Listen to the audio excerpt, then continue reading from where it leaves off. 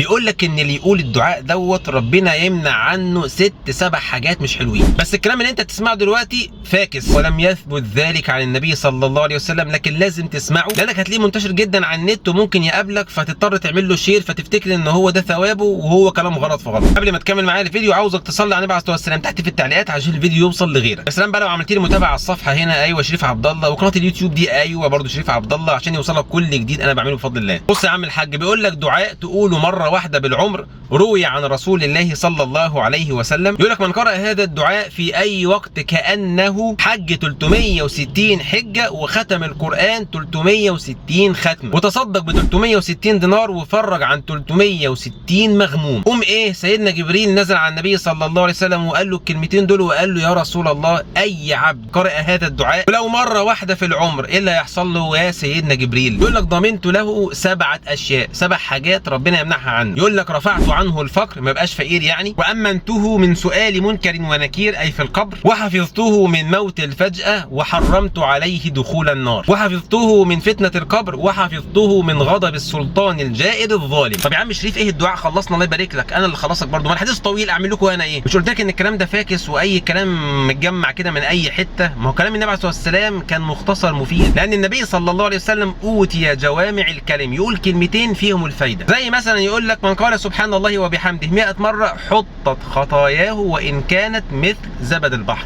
بس كده. المهم يقول لك الدعاء ده ايه بقى يا عم الحاج؟ لا اله الا الله الكبير المتعال، لا اله الا الله الجليل الجبار، لا اله الا الله وحده لا شريك له، له الملك وله الحمد واحدا فردا صمدا شاهدا ونحن له مسلمون، لا اله الا الله وحده لا شريك له ونحن له حامدون، لا اله الا الله وحده لا شريك له ونحن له قانتون، لا اله الا الله وحده لا شريك له ونحن له عابدون، فوضت امري لله وعليه توكلت. بس كده. ما اعرفش مين بقى اللي افتكس الدعاء ده وجمع شويه الكلمات دول من القران او من السنه وقام لازقهم في حديث. حاجه غريبه يعني. عم شريف بجد ما نقولش الدعاء ده؟ ايوه ما تقولش الدعاء ده يا عم الحاج، والكلام ده كله لم يقله النبي صلى الله عليه وسلم، فما تفتكسش انت اي كلام وتقول اللي ما يقولش الدعاء ده هيحصل له كذا وكذا، كلام غلط. النبي صلى الله عليه وسلم بيقول لنا ما تصلي عليه يا عم الحاج عليه الصلاه والسلام عليكم بسنتي، وقال من احدث في امرنا هذا ما ليس منه فهو رد، وقال واياكم ومحدثات الامور، ما حدش يفتكس ولا يحدث امر ولا يخترع اي امر ولا عباده في الدين. اياكم ومحدثات الامور فان كل محدثه بدعه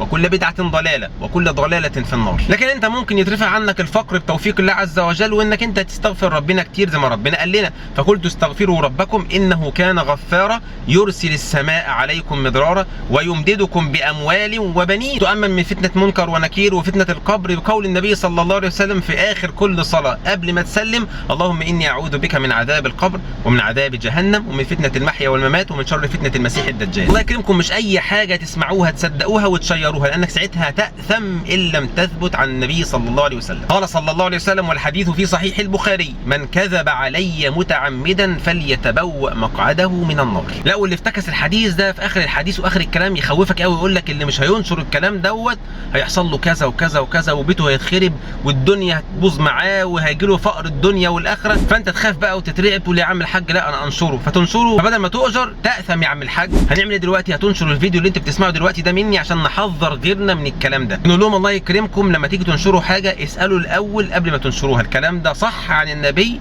ام لم يصح. يا عم انت لسه ما تصليش على النبي، يا عم صلي على النبي عليه الصلاه والسلام.